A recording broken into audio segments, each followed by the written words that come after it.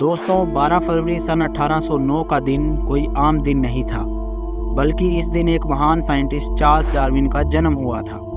ये उस महामानव का जन्मदिन है जिसने अपने टाइम की ओरिजिन ऑफ लाइफ की सभी थ्योरियों को दरकिनार करते हुए theory of evolution of life को पब्लिश किया था।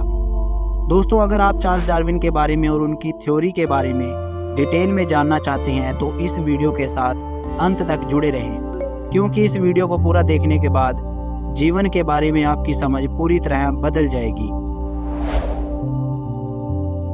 दोस्तों, इस थ्योरी के अकॉर्डिंग एनिमल्स के अंदर एनवायरनमेंट और कंडीशन के अनुसार काम करने के लिए पीढ़ी दर पीढ़ी कुछ चेंजेस होते रहते हैं। इन चेंजेस के कारण कई बार नई स्पीसीज के एनिमल की शुरुआत होती है, जिसे एवोल्यूशन ऑफ न्यू स्पीसीज कहा जाता है। घबराओ मत दोस्तों, इसको अभी एक आसान एग्जाम्पल से समझते हैं।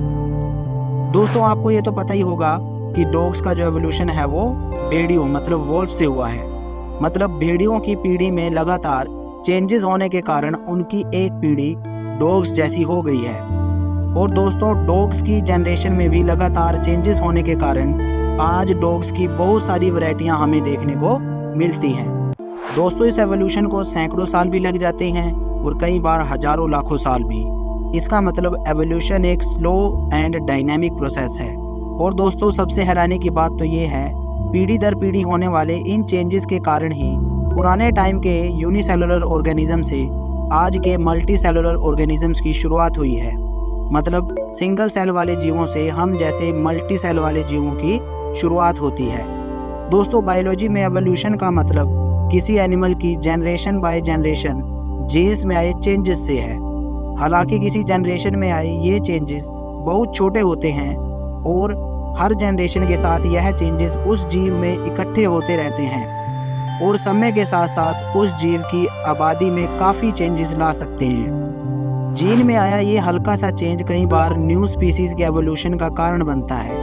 इसी एवोल्यूशन के कारण आज पृथ्वी पर सैकड़ों तरह के जीव जंतु देखने को मिलते हैं।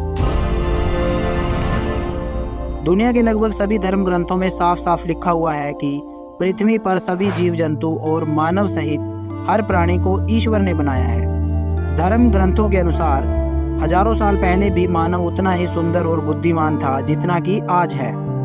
पश्चिम धार्मिक ग्रंथों के अनुसार हमारी सृष्टि लगभग 6000 साल पुरानी है। इसे ईश्वर ने एक ही बार में बनाया है और यह कंप्लीट है। इसमें किसी भी प्रकार की गलती और चेंजेस होने की कोई गुंजाइश नहीं है।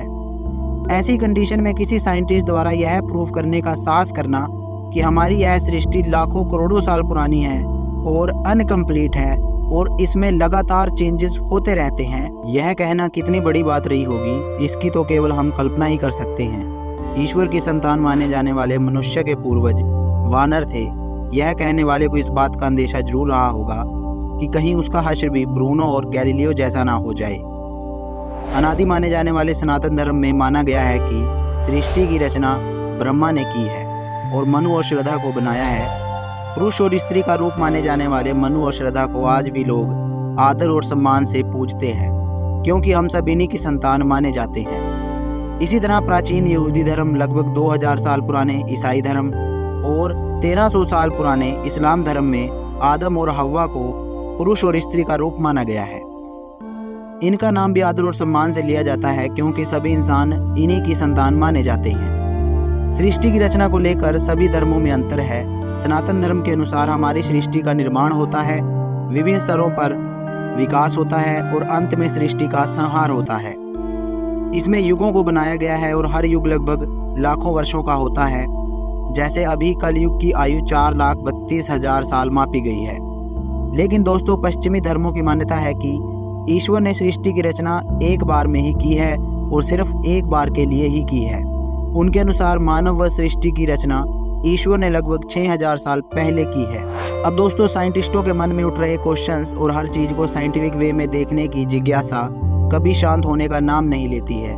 साइंटिफिक वे में ओरिजिन ऑफ लाइफ की खोज जारी रही। लगातार चेंज होती सृष्टि की ऑब्जर्वेशन साइंटिस्टों ने अपने तरीकों से की और जल्द ही सभी धार्मिक मान्यताओं में कमियां नजर आने लगी।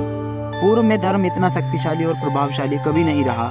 समय समय पर आर्यभट्ट, ब्रह्मगुप्त, भास्कराचार्य जैसे विद्वानों ने कई साइंटिफिक डिस्कवरी और ऑब्जर्वेशंस की और उन पर गहन चर्चा भी हुई।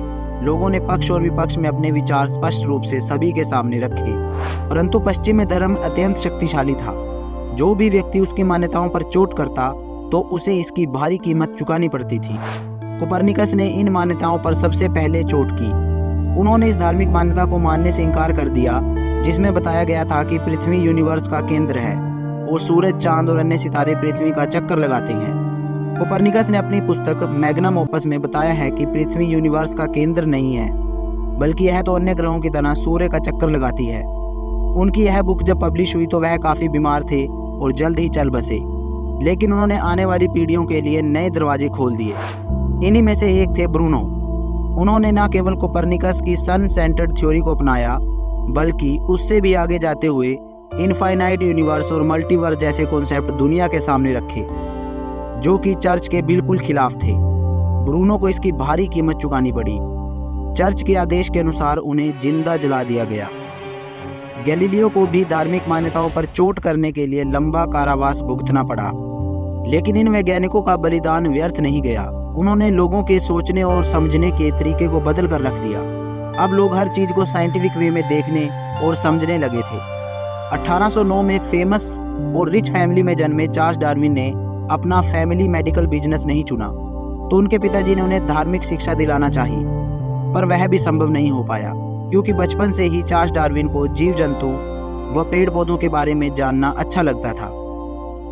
उनकी ज़िंदगी में नया मोड़ तब आया जब उन्हें बीगल रिसर्च शिप पर जाने का मौका मिला। समुद्र से डरने वाले और आलीशान घर में रहने वाले चार्ल्स ने अपनी ज़िंदगी के 5 साल समुद्री यात्रा में बिताए। अलग अलग द्वीपों पर जाना, जगह जगह की पत्तियां, लकड़ियां, पत्थर, कीड़े, जीव जंतु तथा मरे हुए जीवों की हड्डियों को इकट्ठा करना चार्ल्स का शौक बन गया। बीगल यात्रा के दौरान गलापागोस की यात्रा चार्ल्स के लिए नील का पत्थर साबित हुई। इस द्वीप पर उन्होंने अपने समय से बिल्कुल अलग और अद्भुत कछुए और छिपकलियों को देखा। यह देखकर उन्हें विश्वास हो गया कि आज जो दिख रहा है पहले वो वैसा बिल्कुल नहीं था। हमें आज नेचर में स्टेबिलिटी देखने को जरूर मिलती है, लेकिन इसके पीछे जीवों में लगातार चलता आ रहा संघर्ष और चेंजेस हैं, जिसके कारण आज पृथ्वी पर लाखों प्रकार के जीव जंतु और नई स्पीसीज देखने को मिलती हैं। आज से लगभग 160 साल पहले जब चार्ल्स डार्विन ने the origin of species book को पब्लिश किया, तो उन्होंने अपनी बुक के अंतिम पैराग्राफ में ओरिजिन ऑफ लाइफ के लिए किसी क्रिएटर के होने का जिक्र किया था। उनके द्वारा किसी क्रिएटर का जिक्र करना हमें इस बात का एहसास दिलाता है कि वे ओरिजिन ऑफ लाइफ के अपने असल दावे एवोल्यूशन को बताने में झिझक रहे थे, क्योंकि उस समय धर्म अत्यंत प्रभावशाली व शक्तिशाली था। लेकिन बाद के दस्तावेजों से यह पता चलता है कि उन्होंने ओरिजिन ऑफ लाइफ पर विस्तार से चर्चा की है और बताया है कि पृथ्वी पर रहने वाले सभी जीव जंतु एक कोशिकीय जीव मतलब सिंगल सेल ऑर्गेनिज्म से ही बने हैं। आइए दोस्तों, 1859 में पब्लिश हुई उनकी book the origin of species के मेन पॉइंट्स को समझने की कोशिश करते हैं। उन्होंने बताया है कि आज पृथ्वी पर दिखाई देने वाले अलग अलग तरह के जीव जंतुओं की शुरुआत एक बहुत ही छोटे और सिंगल सेल ऑर्गेनिज्म अमीबा से हुई है। यही सिंगल सेल ऑर्गेनिज्म समय के साथ साथ इवॉल्व होते होते कॉम्प्लेक्स और मल्टी सेल ऑर्गेनिज्म बनता गया, जिससे मनुष्य और सभी जीव जंतु बने हैं। इस एवोल्यूशन के प्रोसेस के दौरान स्पीसीज में अपने अस्तित्व के लिए लगातार संघर्ष चलता रहता है। इस संघर्ष में जो स्पीसीज कमजोर होती है वह खत्म हो जाती है और जो सक्षम होती है वह बच जाती है। इसे हम प्राकृतिक चयन या नेचुरल सिलेक्शन कहते हैं। इस नेचुरल सिलेक्शन के प्रोसेस से ही बंदरों या चिंपैंजी से मानवों का एवोल्यूशन हुआ है।